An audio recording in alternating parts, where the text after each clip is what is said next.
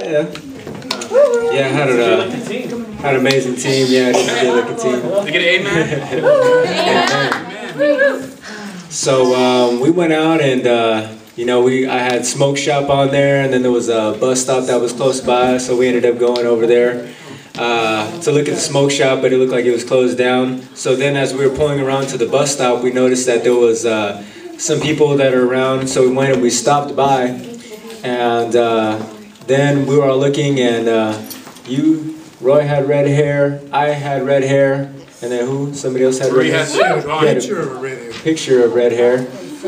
So we went, and first thing you know, as soon as we said, okay, we're definitely looking for somebody with red hair, as soon as we said that, then we saw this guy walking up with red hair, and he dyed his hair, and so that's why it was red.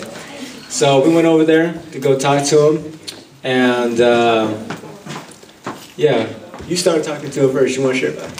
Oh, no, I just asked him if he was Microphone. No, microphone. Oh, okay. Recording. All right, well, anyways, I just asked him if he was, what was going on there, and I guess it's, they're having a, what is it, for peace, a walk for peace, or unity for peace. And what they're doing is they're actually bringing, like, local bands or everything, and just bringing it for the kids, so that the kids can work towards peace, so that way they, you know, all the gang violence, so on and so forth. So we just kind of, you know, just kind of opening up the doors just to see what was going on, and then we just started talking to him, and we started prophesying over him.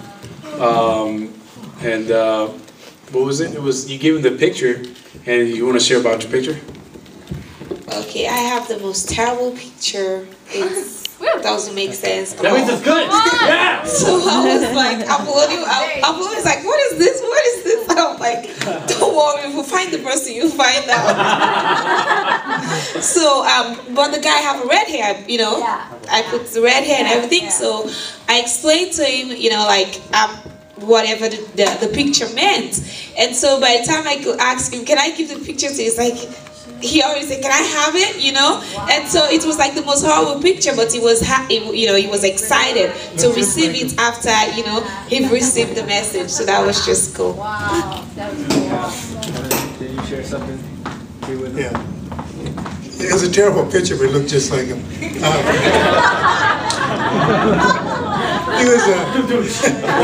was a drummer for the punk rock band. Yes.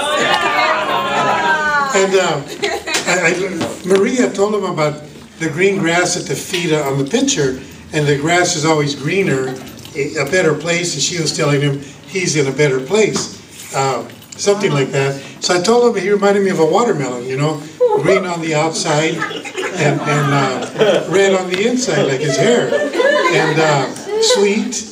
I felt he had a sweet nature, and I think he did. And then the influence that he's going to exert when he gets into the right place, because I don't think he's in the right place right now, and the seeds that a watermelon has, you know, he's going to be able to spread seed around, and I mean wisdom seed.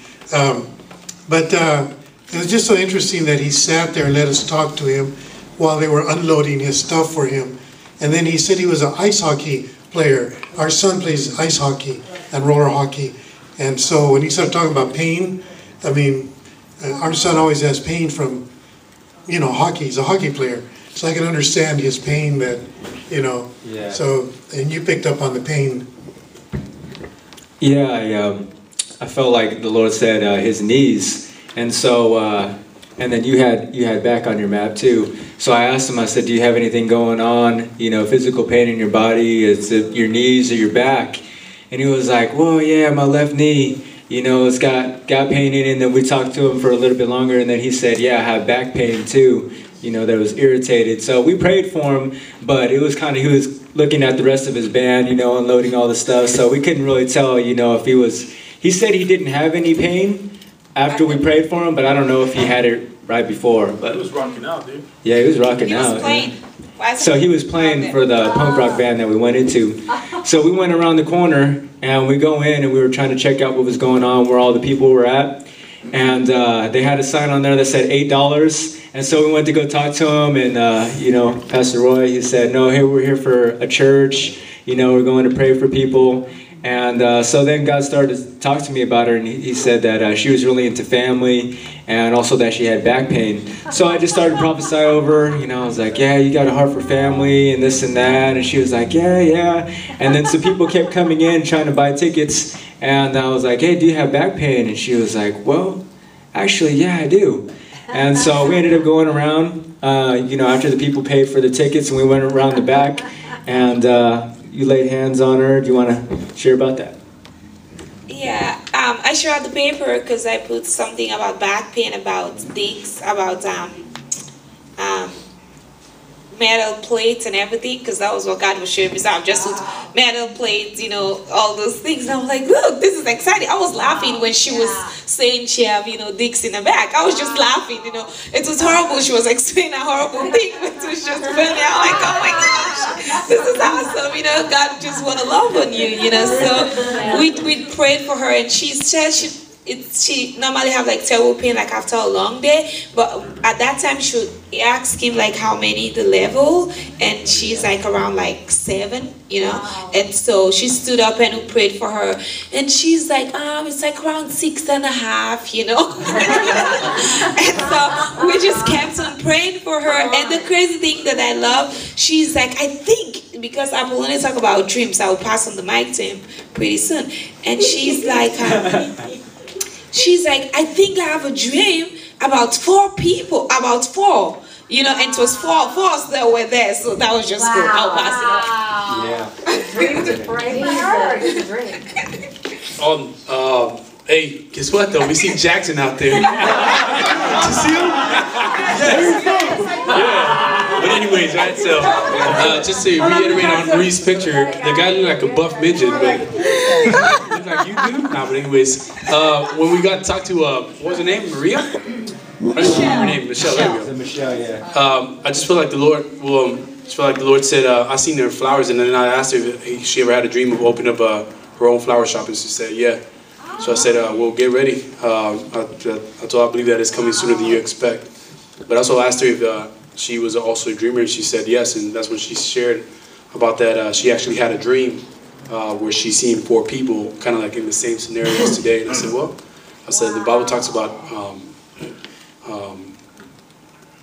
I told her, well, get ready for a visitation in your dreams. And I told her, I said, I believe that the Lord is going to reveal himself to you.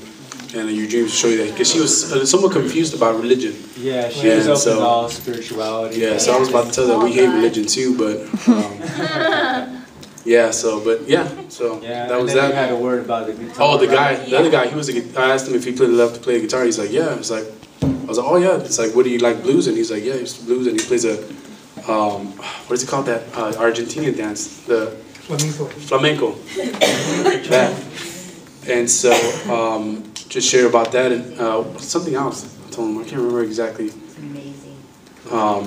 What else I told him, but anyways, it was great. It was good. It was fun. Yeah, it was fun. Yeah. I think what was interesting was the woman represented so many people seeking the spiritual and being in the counterfeit. And I think, I don't think she at the moment received, but I think a seed was planted. Come on. And we're not always going to see an immediate result, but something was planted there, because she's way off in La La Land as far as reality. Right now. Yeah, it was funny. She was open to all spirituality, and she was like, "Are you guys mind readers?" Oh yeah, you know, like, you guys are mind readers? We're like, "No, not really." And so yeah, we just prophesied over her, loved on her, but she had to go back to work, and so we just kept going on, and we ended up going inside of they said, oh yeah, you can look around in the punk rock thing, you can take a look around, and then if you want, you can pay for it if you want to stay. And we're like, no, it's okay, we'll just go in. So we went in there for free, just looked around for our treasures, and we were in there, and we found a lady with a yellow sweater, and we were yelling at her in this punk rock thing, and I was like, doom, doom, doom. We're like, hey, you're on our map. Look, you have brown shoes. And so, you know, gave her the picture and everything. That was about all we could say, because we were yelling. Couldn't really hear what was going on. And you saw a guy had a smiley thing on his shirt. And one of the pictures, Tiz actually drew my picture, because I wasn't here for that part, the prophetic art. So yeah. I ended up giving it to the girl, and then there was a guy who actually had like a yellow thing with a face on it and all that. Smiley face. Smiley face. Yeah. And I'm like, we should go take the picture. Cause Sorry, bro, that wasn't for you. Yeah, we can't take the picture away and then give it to somebody else. Oh, yeah, you want to share about Jonathan? On the way out, a guy's walking by us, and he asked for 85 cents. And I don't know why 85, but then he was walking funny, and Marie asked him if he was okay. He said he had pain.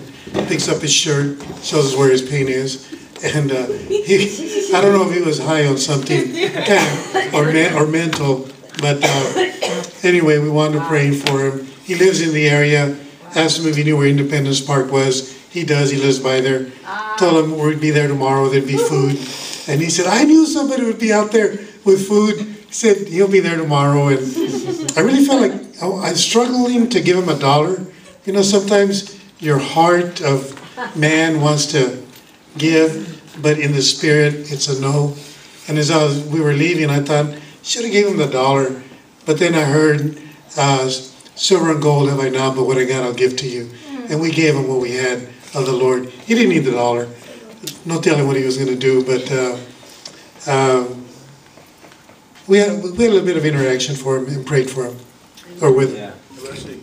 You actually gave a word about it. Yeah. So, you had his name. You had John on your map. Yeah. And so we're like, hey, God was thinking about you. You know, that's why it was on Roy's map. And so he was like, yeah, okay. So we ended up praying for him, just prophesied over him, you know, restoration, and just that God was going to be moving in him, and that, you know, his past, we could tell, I felt like there was shame that was over his life. So we're just prophesying life and destiny, and that God is going to be turning around situations in your life. And then you had a word about restoration or reconciliation with this family. So yeah, and he's the last, he's the only son, guy in his family. So he said he's like the last guy in the family. He's the only one right now. So yeah, the only one with the same last name. Wow. So yeah, that was it. My team is amazing. Praise God.